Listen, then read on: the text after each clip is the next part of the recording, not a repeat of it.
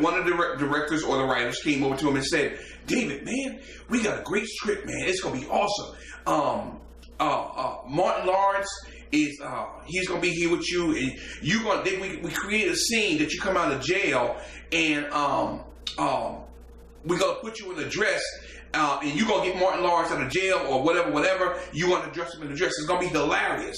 And David Chappelle said, man, I don't feel comfortable with wearing a dress. The director said, again, the writer said, man, this is going to be hilarious. All the great actors have done it. Eddie Murphy, so-and-so, all the great actors have done the skit, and man, it'll be great. And David Chappelle said, well, even though they did it, I'm not doing it because I don't feel comfortable with wearing a dress. And they said, man, why you got to be so difficult? So what happened was, he kept saying, what is the deal with this dress issue? And he kept saying, you know, why are they trying to make me put on a dress and I don't feel comfortable with wearing a dress? So, make a long story short, eventually, the other writer came in trying to persuade him. He wasn't bending. He said, I'm not putting on no dress. I don't care what you say or do, I'm not doing it. So, 5 minutes later, come back, they changed the script. Then he's going to say, how in the world did you change the script that fast? And from me wearing a dress for not having a dress. So all what he was saying was that he has seen in Hollywood that they're trying to force certain things on black males or the black actors, even though they got some white actors that have dressed up in dress as well. But it seems like it is even more prominent in the black community or in the black actors realm that they're making them to put on dresses. And we read the scripture earlier that a woman should not wear anything that pertains to a man, and vice versa, right or wrong, because it's an abomination to the Lord. So what we're saying here is that actually that the number for black men are higher than those white men, even though white men make a majority in Hollywood. So it's an overwhelming thing that's going on with this. Now we're going to get down into it because I want you to really understand what's going on, how the enemy is trying to demoralize the black male in the community and how things have changed over the last 50 and 60 years. All right? Let's keep the list going. Charles Barkley did it, right? He dressed him as a man. LeBron James, Marlon Wayans, and the list goes on. So the question to ask is whether or not this cross-dressing is all in good fun, or is there something consistent effort to emasculate the black male? I want you to think about it. Back during slavery, there was a practice called buck breaking. Have you? And I know you've seen this. And I've seen. Matter of fact, I was watching Bonanza last week. And sometimes, you know, when there's a wild horse, an unruly horse, they'll get the best cowboy to break that buck or to break that horse so he'll be tamed. After getting on his back and riding him, if the horse can't throw him, he breaks him, and then you can put a saddle on him and ride. Same thing happened in slavery. They call it buck breaking. This was a process in which the master would take the strongest black male on the plantation, the strongest black male. I'm going to give you an example of this. On the plantation, and emasculate him in front of his sons. What that means, emasculate, to embarrass him. Take his manhood from him. Take his pride from him. That's what that is. All right? They would make him wear women's clothing. Wow. Rape him, beat him, and do everything necessary to deteriorate his manhood. Now, I'm going to give you a perfect example of this. And I've said this many times before.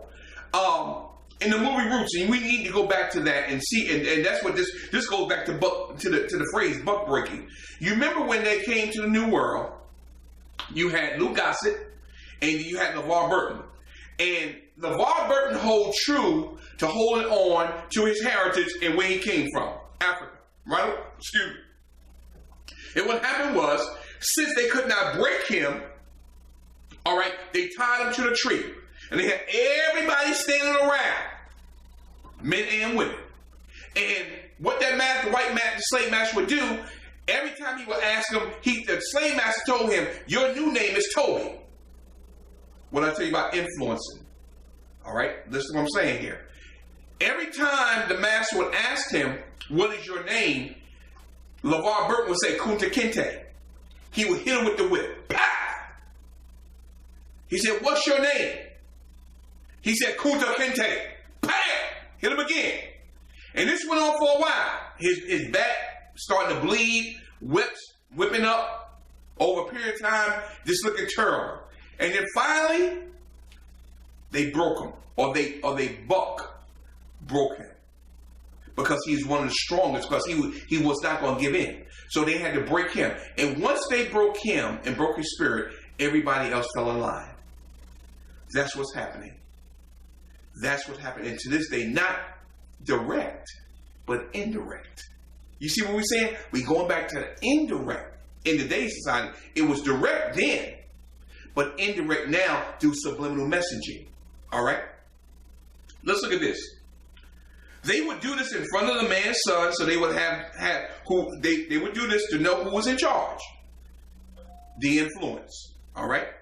How many of these traditions still exist in modern day America? We don't know, but we know that it probably is still existing. Most of what we do, how we think, and the institution we admire were created on a racist foundation, which it was. Are we missing something here? We got to be very aware of what's going on. All right. A real man will never get in the doghouse because he is not a dog, right or wrong. He's not yo boy. He's not the N-word. We're not going to use that because I don't believe in that. All right. He is not to be addressed with "What's up, dog?" But he is not a dog. But we use these things inside because we hear somebody else saying it because we want to be associated with the in crowd. All right, the in crowd.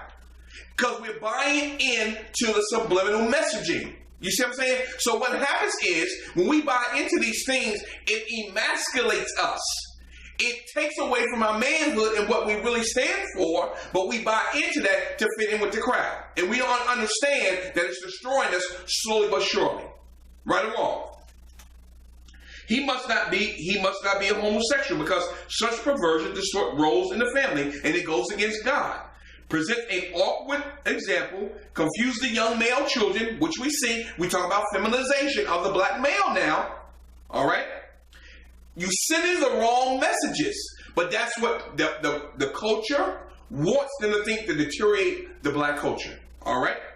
And decreases the reproduction within our race and plays directly into the hands of those who want to take over manhood through emasculation. If you were created man, what? Be a man. Praise be to God. All right, let's look at this real quickly. For those who accept your boys or young men being homosexual or emasculated, you have forgotten you can love your child without accepting his behavior. And that's true. You can love them, but you ain't got to accept that behavior. You don't. And I'm not going to tolerate it. Not in my home, I'm not going to tolerate it. I love you, but I ain't going along with that. You and some people say, I was born like, no, you wasn't born like that. God said he created male and what? Female. Period. He didn't say he created homosexual. You better talk to me. Bisexual, lesbian, whatever you want to call it. I love you, but I will not tolerate the behavior, and I don't have to. I'll pray for you and hope that you get delivered, but I'm not tolerating it. It is the responsibility of the father to place his child on the right path by raising them in the way that they should go, not to accept when they go astray. That's right. Couldn't put him on the right track. I do it to my grandson all the time. I love him to death, but he wears my last nerve. I was thinking about that earlier today. He wears on my last nerve. But I love him, but I'm going to keep him on the right track. If it have to kill me. Because we have to take the responsibility to lead, to protect, and provide. All right? There is a plot being used against us, just like those of King Alfred Plan, Rex 84th, and Centel Pro, and a host of other schemes to weaken our men and reduce our numbers. It's been happening for hundreds and hundreds of years.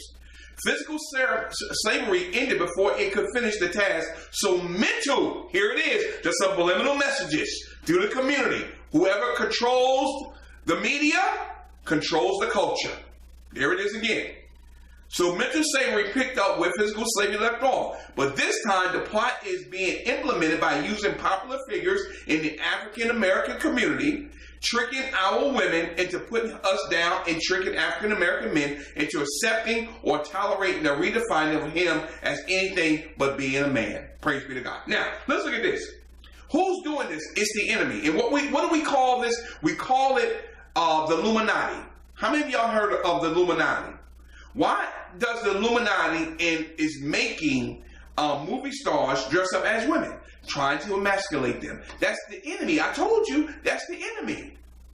Whoever's in control of the media, that's the enemy. Is controlling what you see. The devil is in control of that. You better believe me. He is trying to destroy. All right?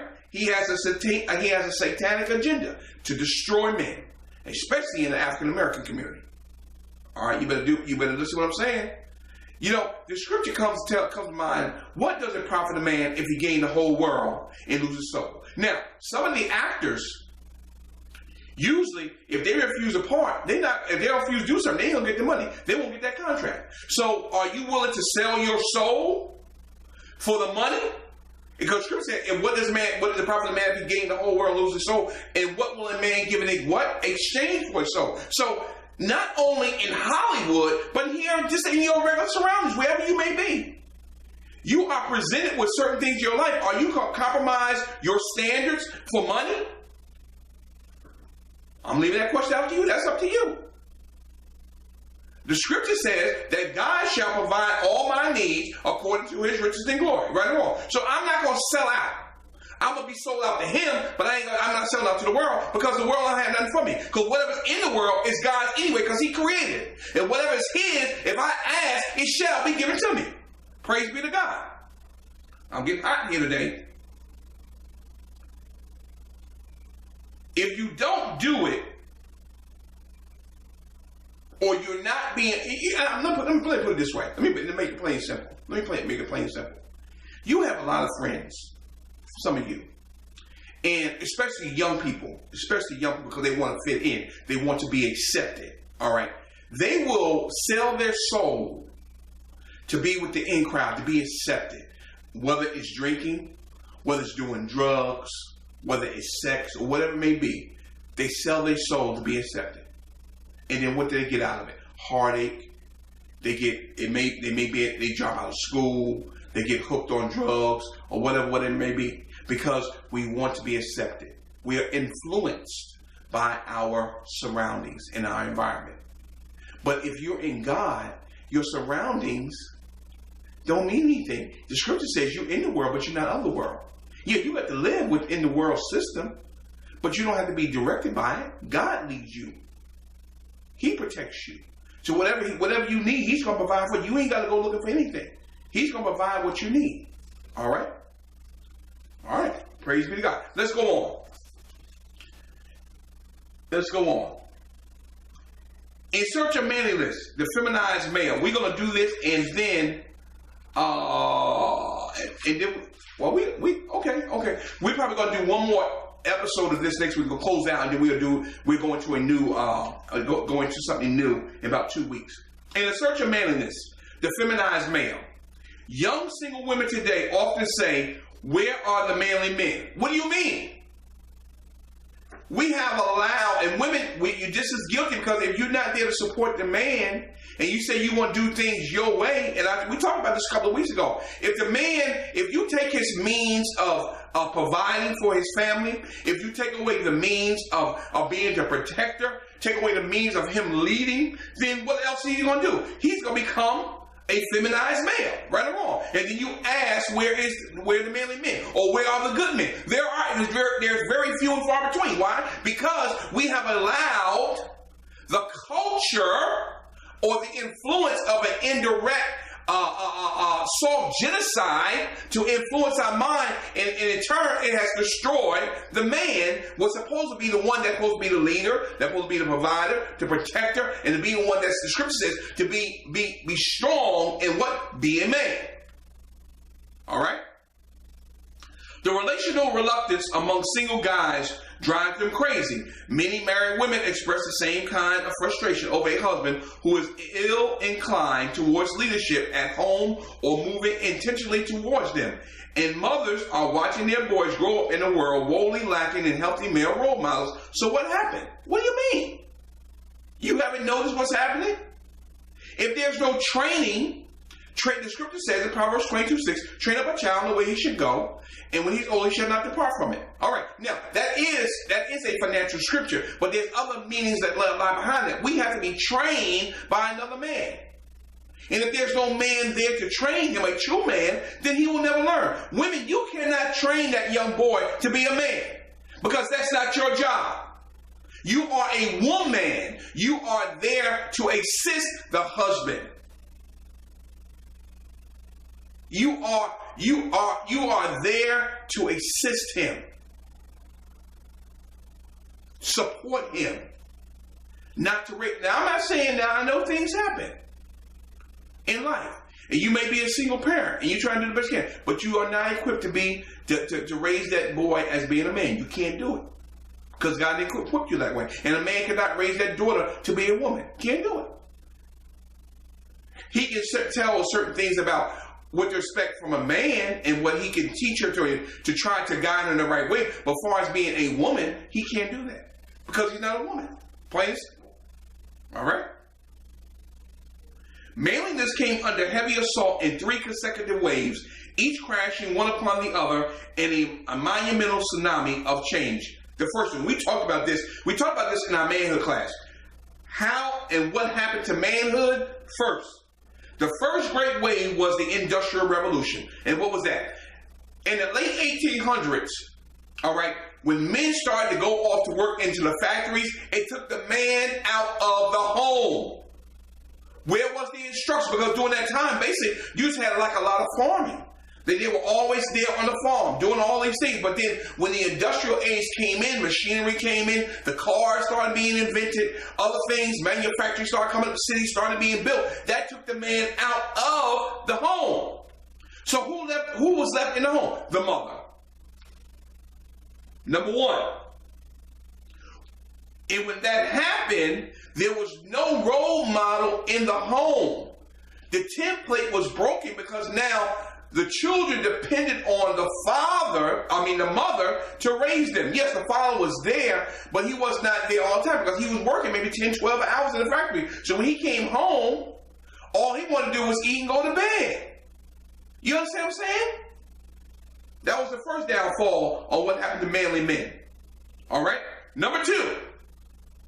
The second wave was the feminist revolution. We talked about this earlier about the 60s and the women's liberation, but it did happen earlier that in the 1800s for women, the women's suffrage and the right to vote that came along too. But mainly in the 50s, a movement taking root in the 50s and 60s, which degraded manliness and insisted on analogy or sameness between men and women, saying that women, you are just as good as men. How was that? God said he created us male and female. So there is a difference. Not no disrespect to women, but you were created to be his helpmate, to be a supporter, to be an encourager, not to take over and rule over. And that's when the downfall started, after the Industrial Revolution. So we got 2 waves so far. We got the Industrial Revolution. 2, we got the feminist revolution of the 1950s and 1960s. And then the third was the sexual revolution, which destroyed the morals. You shouldn't be having babies out of wedlock. Right or wrong. Back in the up to about the 50s, that was a no-no. You forget that mess because there was some boundaries set. All right? There was respect for yourself. The boys respected themselves. I'm not going to say boys going to be boys, but women, a man can only go as far as a woman allowed him. But then when a woman starts saying that I don't need no man, all I need is for to get a baby, where did that foolishness come from? You know what I'm saying? So the deterioration of the society, and manliness and the feminizing of the male all started through these three waves. All right? Moral values intersect and led to the culture of divorce. And all from that point on, this society started to deteriorate. It's a slow process. The same thing with when